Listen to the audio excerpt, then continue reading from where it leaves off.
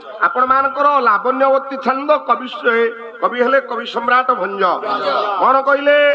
जय जय जय राम ये जनक सुखा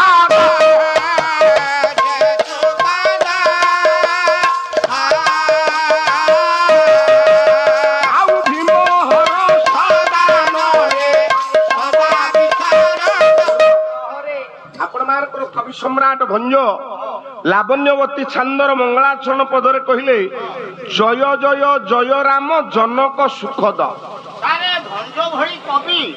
गोटाई जगह तीनटा जय काई जानिले ना तीन जन राम कर वंदना कले भंज कहले जनक सुखद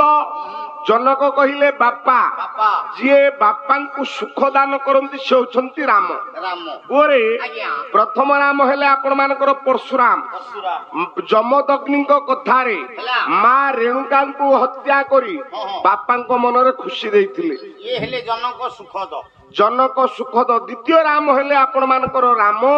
भगवान श्रीराम जी बापा को खुशी करबा पाई 14 वर्ष वनवास जाइथिले